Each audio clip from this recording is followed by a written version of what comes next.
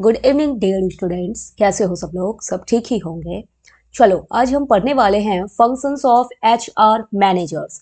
HR stands for human resource. Functions पढ़ेंगे किसके? Human resource managers के। ठीक है। फंक्शंस जो है जनरली इसको दो भागों में बांटा गया है, एक मैनेजरियल फंक्शंस और दूसरा है ऑपरेटिव फंक्शन। ठीक है। तो मैनेजरियल फंक्शंस के अंतर्गत कुछ बातें आएंगी और कुछ बातें वो ऑपरेटिव फंक्शन के अंतर्गत आएंगी। अब मैनेजरियल फंक्शंस में हम किसको किसको इंक्लूड करते हैं? आपने पढ़ा होगा फंक्शंस ऑफ मैनेजमेंट। ठीक है। तो फंक्शंस ऑफ मैनेजमेंट में आपने क्या क्या पढ़ा हुआ है? प्लानिंग पढ़े हो, ऑर्गेनाइजिंग पढ़े हो, डायरेक्टिंग, कंट्रोलिंग। बस वही यहाँ पे आता है मैनेजरियल फंक्शंस में। किसके मैनेजरियल फंक्शंस? एचआर मैनेजर्स के। एक एक करके डील करते हैं हम इसको। सबसे पहले क्या है? प्लानिंग। प्लानिंग हम क्यों करेंगे? पास्ट के लिए करेंगे या फ्यूचर के लिए करेंगे? फ्यूचर के लिए करेंगे। तो this is the process of making decisions about the future. अगर आज हम प्लानिंग कर लेते हैं तो कल जो प्रॉब्लम होने वाला है वो हमें प्रॉब्लम नहीं होगा। Planning of personnel today. Personnel का क्या मतलब है? एम्प्लॉयज। ठीक है। अगर एम्प्लॉयज से रिलेटेड प्लानिंग हम आज कर लेंगे तो कल जो क्राइसिस होने वाले हैं, कल जो प्रॉब्लम होने वाले हैं, उससे हम बच जाएंगे। क्यों? क्योंकि हमने एडवांस में प्लानिंग करके रखा हुआ है। प्लानिंग को हम क्या बोलते हैं? Thinking in advance. ठीक है। आगे बढ़ते हैं। ऑर्गेनाइजिंग। अब ऑर्गेनाइजिंग क्या है? एक जैसे काम करने वालों का एक समूह बना दिया जाता है, ग्रुप बना दिया जाता है। ठीक है। इसमें हम प्रॉपर स्ट्रक्चर बनाते हैं। ऑर्गेनाइजिंग में क्या है? Creation of A proper structural framework, यानी कि प्रॉपर ग्रुपिंग कर देंगे। प्रॉपर ग्रुप किसका बनाएंगे? पर्सोनल का। पर्सोनल यानी कि एम्प्लॉयज का बनाएंगे। तो एक जैसे काम करने वाले एम्प्लॉयज का समूह बना देना, उसी को आप क्या बोलते हो? ऑर्गेनाइजिंग बोलते हो। ठीक है। देखो आगे। आगे है आपका थर्ड, डायरेक्टिंग। डायरेक्टिंग यानी कि डायरेक्शन देना। डायरेक्शन देना आप इसको सिंपल समझ सकते हो, सुपरवाइज करना या फिर गाइड करना। किसको गाइड करना है? पर्सोनल को करना है, एम्प्लॉयज को करना है। ठीक है। कंट्रोलिंग। अब कंट्रोलिंग में क्या है? कंट्रोलिंग हम कैसे करते हैं? सबसे पहले ना कंट्रोलिंग के लिए हम स्टैंडर्ड को सेट करते हैं।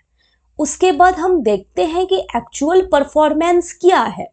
फिर इन दोनों का डिफरेंस देखेंगे कि इन दोनों का डिफरेंस क्या आ रहा है, जो हमने स्टैंडर्ड को सेट किया और जो हमारा एक्चुअल परफॉर्मेंस है, इन दोनों के बीच डिफरेंस क्यों है। ठीक है। या फिर पहले हम ये जानेंगे कि डिफरेंस क्या है, कितने का डिफरेंस है। डिफरेंस के बारे में पता करने के बाद हम जानेंगे कि रीजन क्या रहा डिफरेंस का, और उसके बाद जो करेक्टिव एक्शंस है, करेक्टिव मेजरमेंट्स है, वो हम लेंगे। ठीक है। इसको हम एक एग्जाम्पल से समझते हैं।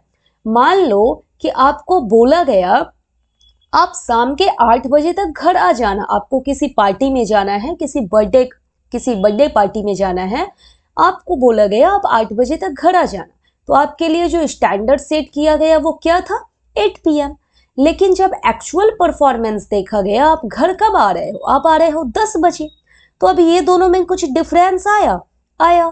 कितने का आया? 2 आवर का आ गया। ठीक है। यहाँ थर्ड पे आप डिफरेंस जान लिए। फोर्थ क्या था? आप रीजन जानोगे कि भाई डिफरेंस क्यों आया। तो आपके घर में अब आपसे पूछेंगे कि भाई लेट क्यों हुई तुम्हें आने में। अब आप रीजन बताओगे कि गाड़ी पंचर हो गई थी या फिर कुछ ऐसा प्रॉब्लम हो गया था, ट्रैफिक में फंस गए थे। तो रीजन जाना जाएगा।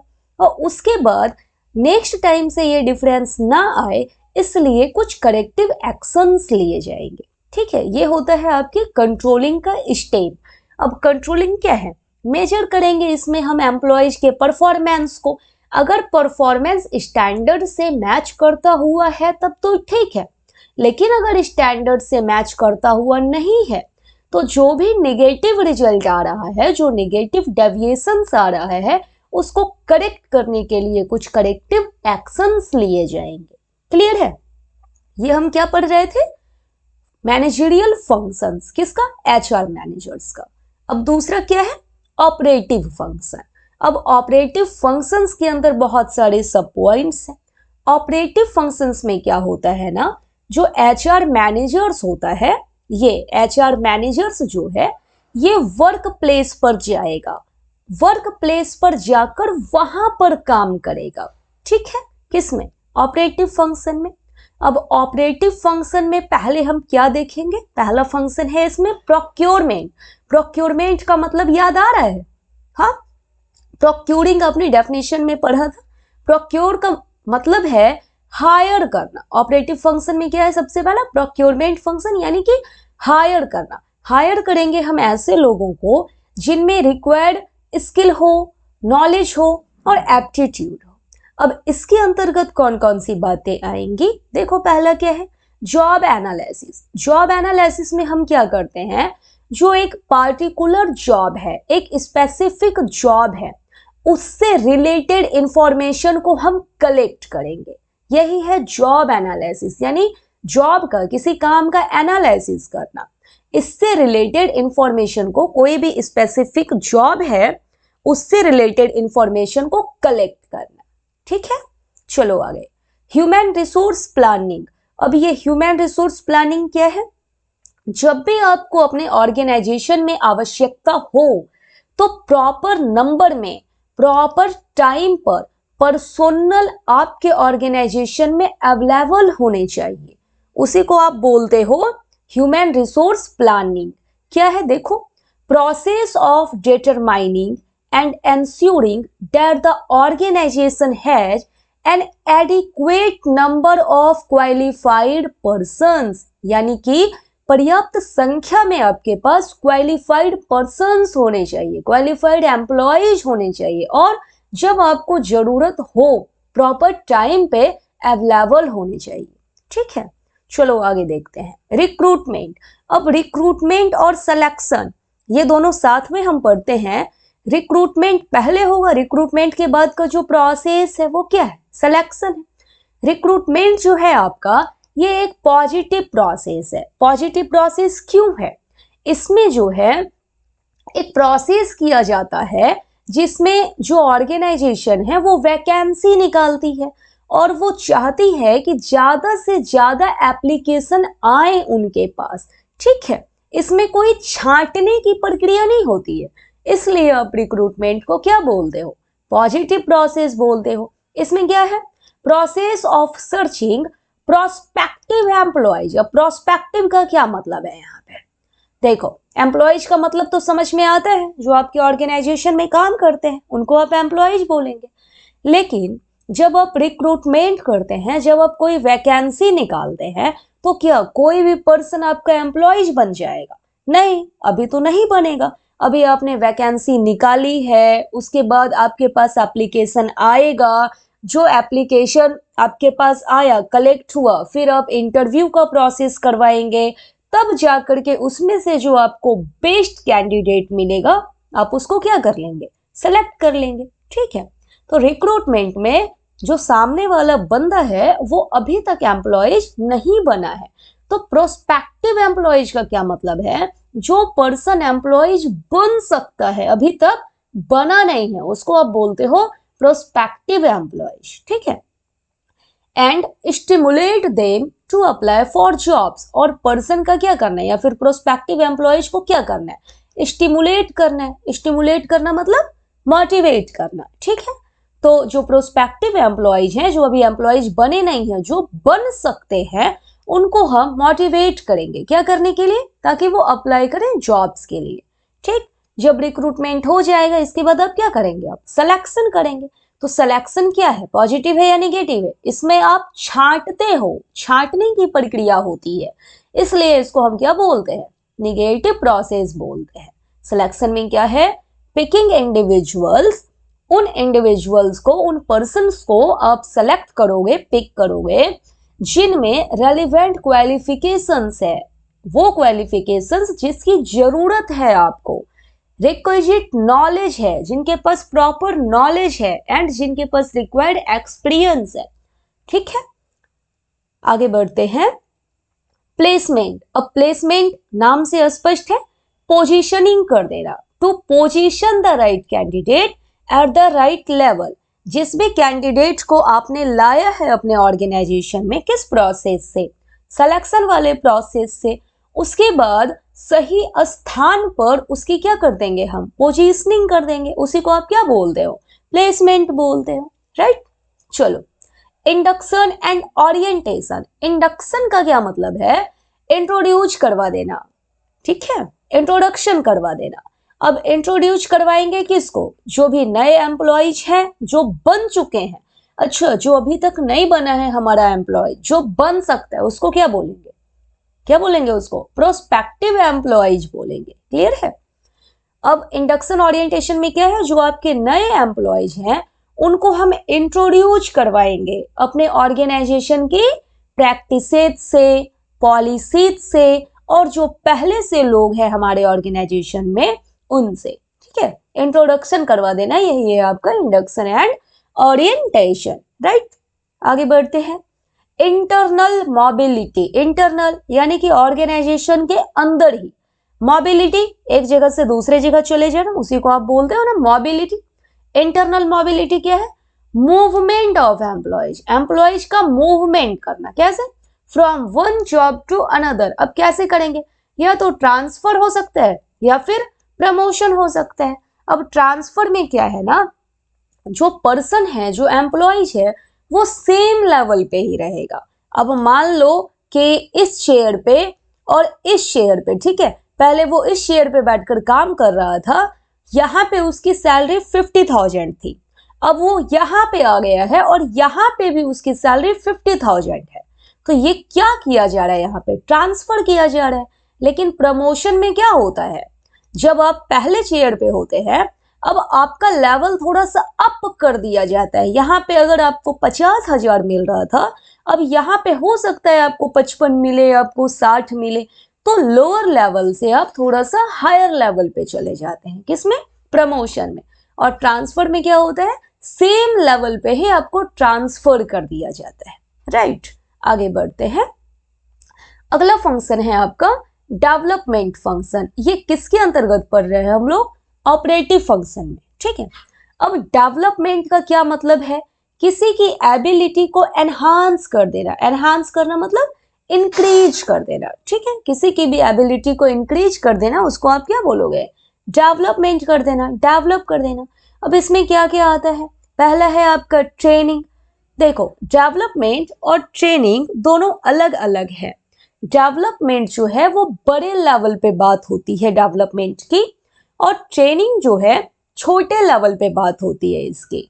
डेवलपमेंट हम ओवरऑल करते हैं, और ट्रेनिंग जो है ये एक पार्टिकुलर स्किल से रिलेटेड होता है, एक स्पेसिफिक स्किल से रिलेटेड होता है, ठीक है। आगे है एग्जीक्यूटिव डेवलपमेंट। अब यहाँ पे एग्जीक्यूटिव, कौन सा एग्जीक्यूटिव, ह्यूमन रिसोर्स का एग्जीक्यूटिव, उनको डेवलप करने की बात है यहाँ पे। तो ह्यूमन रिसोर्स एग्जीक्यूटिव अब किसको बोलोगे, ये ना एक सीनियर लेवल प्रोफेशनल होता है, जो ऑर्गेनाइजेशन में एचआर पॉलिसीज को इम्प्लीमेंट करने का काम करेगा, ठीक है।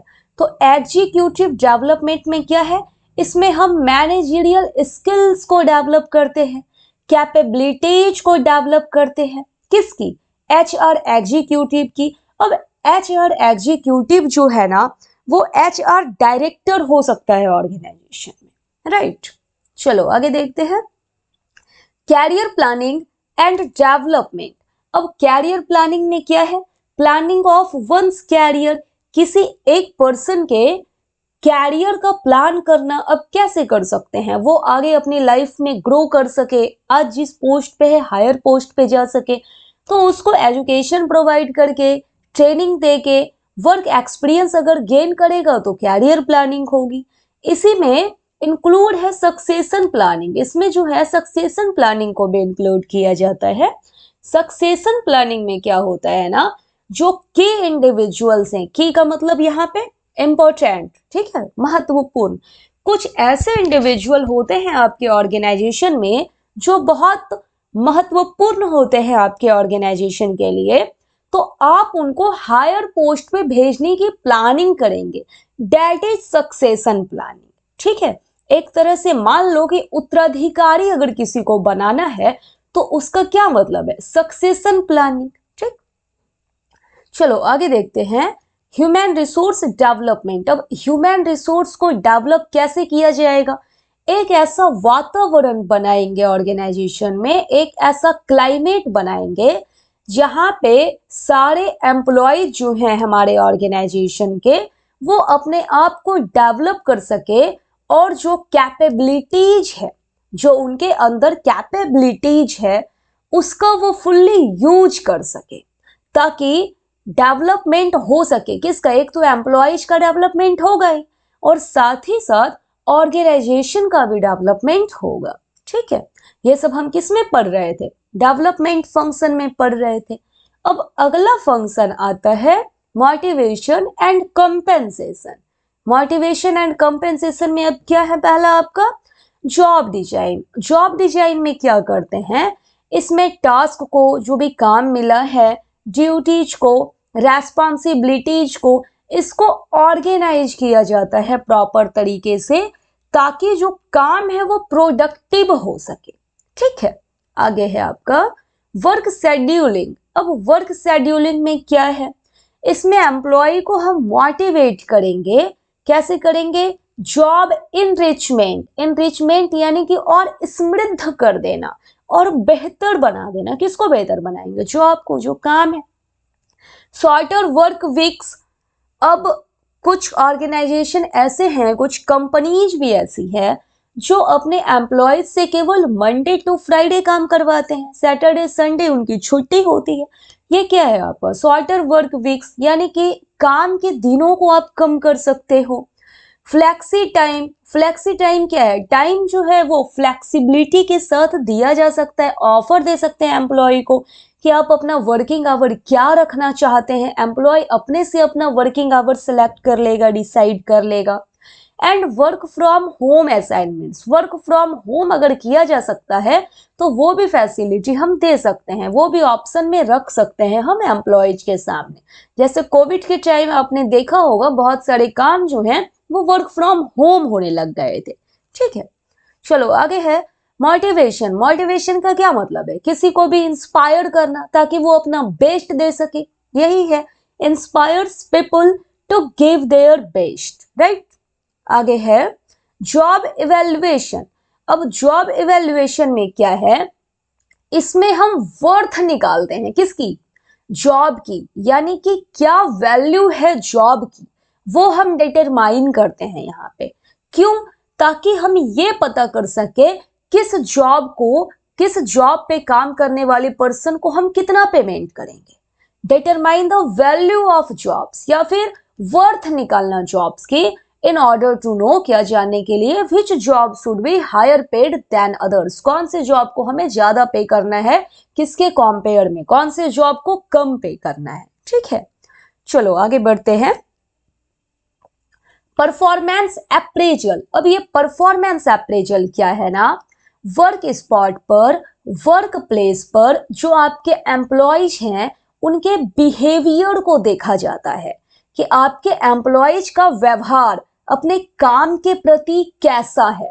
इसमें भी क्या करते हैं, पहले स्टैंडर्ड सेट करते हैं, उसके बाद एक्चुअल परफॉर्मेंस देखेंगे, किसका, एम्प्लॉयज का, और उसके बाद अगर कुछ डेविएशन है, अगर कुछ डिफरेंस है जो आपने स्टैंडर्ड सेट किया है और जो एक्चुअल परफॉर्मेंस है, अगर डिफरेंस है तो फिर उसके लिए करेक्टिव मेजर्स लेंगे, करेक्टिव एक्शंस लेंगे।